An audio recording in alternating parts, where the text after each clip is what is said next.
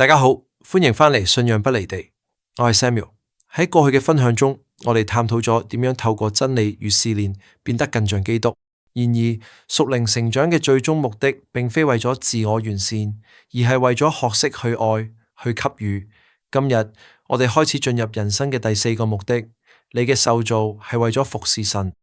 標竿人生第29日嘅主題係接受你嘅任命。聖經以弗所書第2章10節話俾我哋聽，我哋係神所造之物，喺基督耶穌裏創造，為要使我哋行善，就係神早已預備好要我哋做的。呢個意味住你喺世上嘅存在並非偶然，神喺創造你之前就已經為你預備咗一份專屬嘅任命。你唔係為咗佔用空間或者消耗資源而活，你係被設計嚟為呢個世界做出貢獻。要接受呢份任命，我哋必須建立3個關鍵嘅認知。第一，我哋係為咗服侍而被拯救。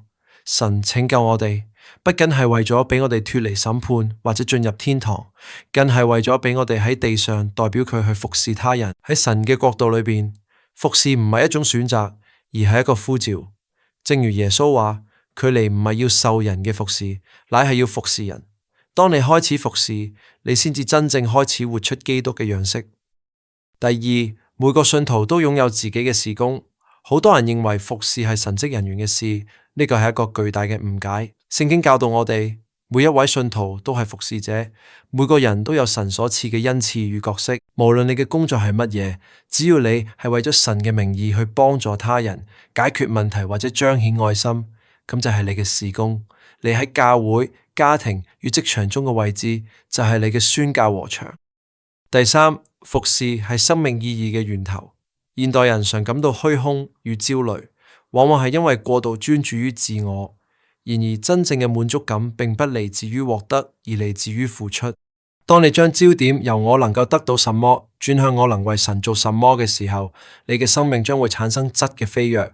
你會發現，當你成為他人嘅祝福嘅時候，你自己都得到咗最大嘅醫治。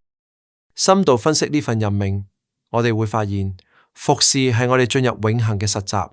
喺天堂，我哋將會永遠服侍神。而家地上嘅生活正係神俾我哋嘅練習場。神唔在乎你嘅服侍有幾大規模，佢在乎嘅係你嘅心志與忠心。一個微小嘅善舉，只要係帶住對神嘅愛而做，喺永恆中都有其不可磨滅嘅價值。朋友，你係咪覺得自己嘅生活平淡無奇，缺乏價值？或許係因為你仲未接受嗰份神早已經為你預備嘅任命。神唔需要你嘅能力，佢需要嘅係你嘅願意。如果你渴望活出一個有貢獻、有意義嘅人生，呢一切嘅起點在於向嗰位最偉大嘅僕人耶穌基督話：主啊，我在這裏，請差遣我。如果你願意，請同我一齊禱告。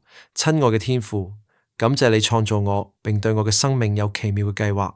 我承認我過去常專注於自己嘅需要，忽略咗你對我嘅任命。今日我願意重新接受耶穌基督，成為我嘅主。求你開我嘅眼界，俾我睇見身邊人嘅需要。求聖靈指引我，俾我學會用你賜俾我嘅恩賜去服侍他人。我唔求人嘅榮耀，只求能滿足你嘅心意。奉主耶穌聖名祈求阿門。當你開始服侍，你將睇見生命真正嘅色彩。感謝大家，我哋下次再見。